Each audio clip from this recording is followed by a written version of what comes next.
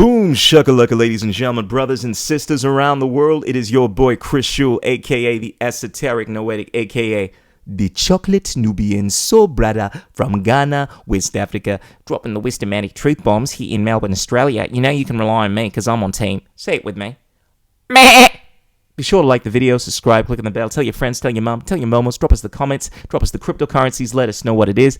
Let's get it. Ladies and gentlemen, we have some unprecedented news here. So, North Korea, wait for it, North Korea has ordered a nationwide lockdown after reporting a first case of something called Boom Shakalaka 19. You know what I mean. So, according to this article, North Korea officially announced its first case of the Boom Shakalaka 19 on Thursday morning, confirming it is of the Omicron variant.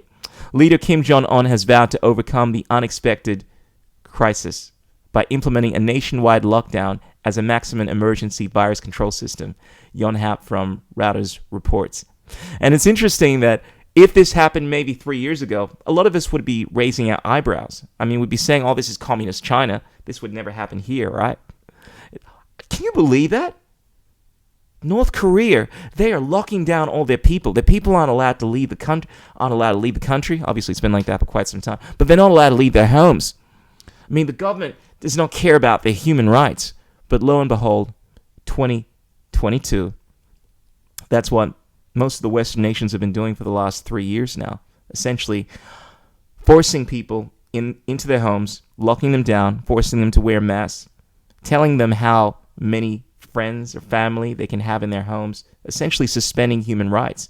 And people want to pretend that this isn't an issue still, despite, this is 2022, despite all the evidence that's come out in regards to the Boom Shakalaka and everything that's going on, we're still justifying this stuff. Oh, look, mate, we didn't know. We thought it was, anyway. It's interesting listening to what Bill Gates has been saying just recently. He seems to have changed his tune a little and has been saying, just in regards to some of the forecasts that he made in regards to the severity of the Boom Shakalaka, Boom Shakalaka 19, it seems he has been taking a step back and saying, we didn't know. And this is what happens when you move down this train of thought. It's all right to do things that compromise the rights of the individual because you're trying to avert a calamity, right? And then when the worst happens, well, you say you didn't know. The worst being you miscalculated. Your smart bombs that were 99% effective in only killing the Taliban or killing, horrible terrorists only proved to be 1% effective. And now we've seen this aftermath where hundreds of thousands of people have died. This is what happened in the first Gulf crisis, or a situation where we lock people in their homes, we force them to undergo boom shakalakas, right, in order to prevent some kind of horrible pandemic. And it turns out that, well, it wasn't as bad as we thought it was. And even though we've had people have suffered adverse reactions, God forbid even death, well, it was acceptable now because we were trying to do it for the greater good. This kind of thinking is really at the heart of all of the atrocities that have taken place throughout history. Ends justifies the means. Control. Control is not extreme. That's what they tell you. They tell you the freedom is extreme. That these people that want to have their freedom, that want to just allow people to do what they want, even though they're not directly harming anyone. These are the people that we need to be afraid of. Regardless of what they tell you, ladies and gentlemen, freedom is not extreme. Control is extreme. It is extreme to want to force people to undergo an experimental gene therapy. It is extreme to want to force people to decide what they can put in their body, to control their bodily integrity.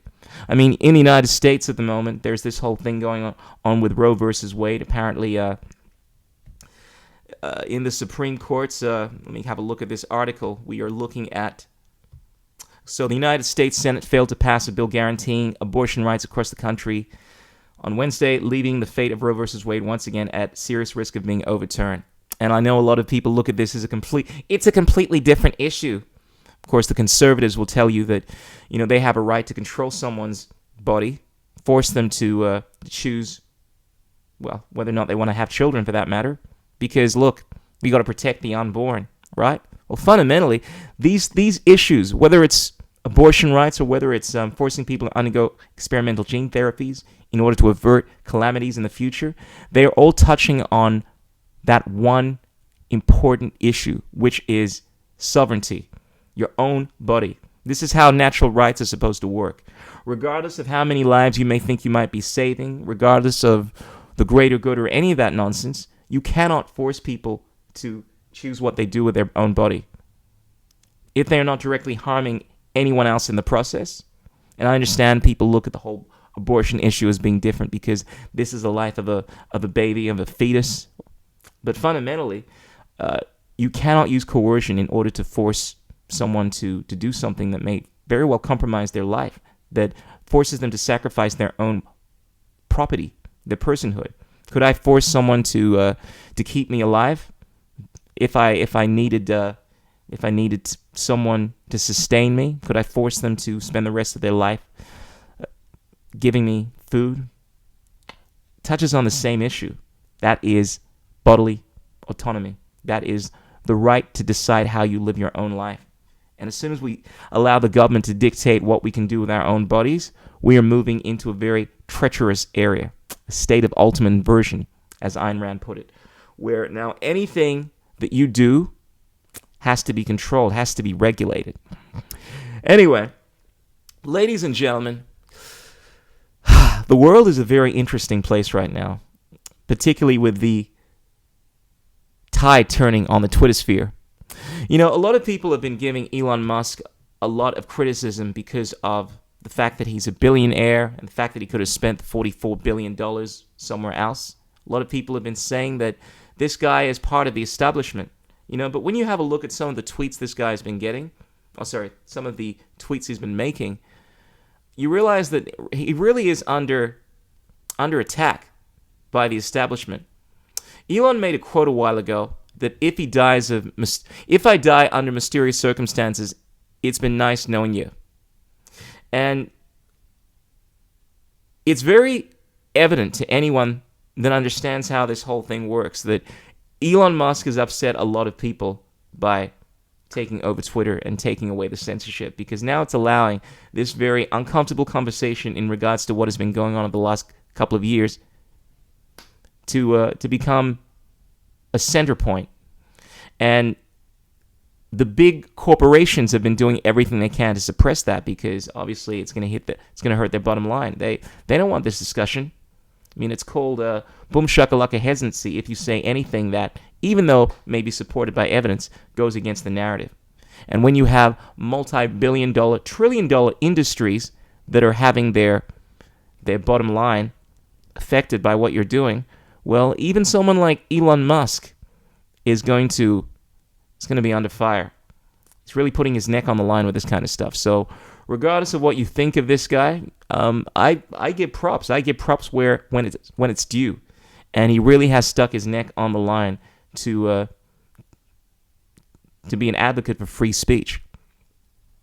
And I know a lot of people want to criticize this guy for some of the other stuff he's involved in. You know, a lot of conspiracy theorists say that he's involved in the New World Order agenda because he wants to bring about these Neuralink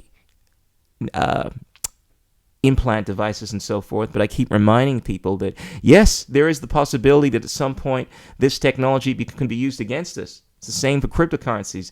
It's the same for all technologies. That's what you call reality. There is always the possibility for something that was intended to be used for good to be taken over and used for evil. That's how it works. But just because there is the possibility for that doesn't mean that you get to prevent people from being able to come up with technologies, be able to try to change the world for the better. There is always the risk for harm. There's always the risk for inevitable misuse of anything. That is the nature of reality, the potentiality for good as well as the potentiality for bad. But if you believe in freedom, you realize that you can't restrict people from doing things just because you're concerned about what might happen. That's the fear mentality. That is the argument of the controllers, the argument of the New World Order.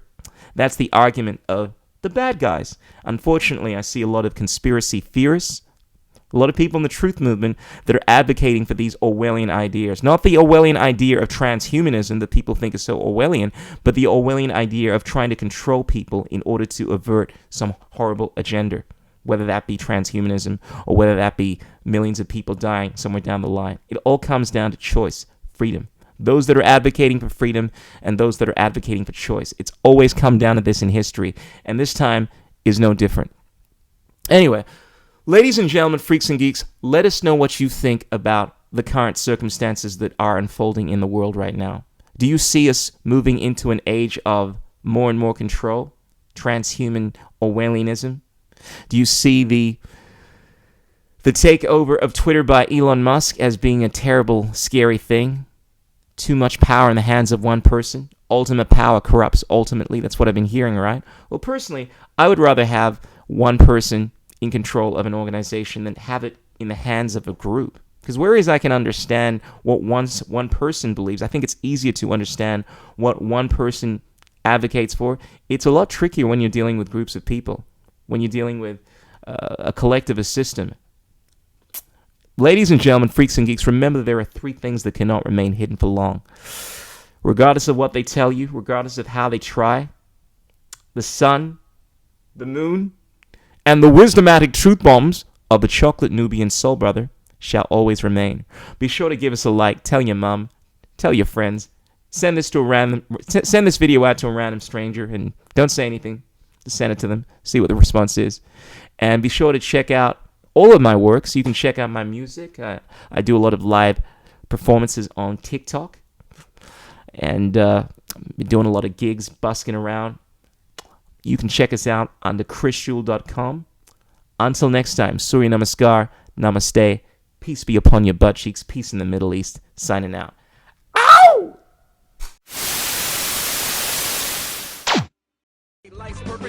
What is liberty? What the? Who says you can't build muscle on a vegan diet? What's it like being a hottie in the vegan community? There are no political solutions, only technological ones. The economics of the system don't allow multiple competing systems to survive.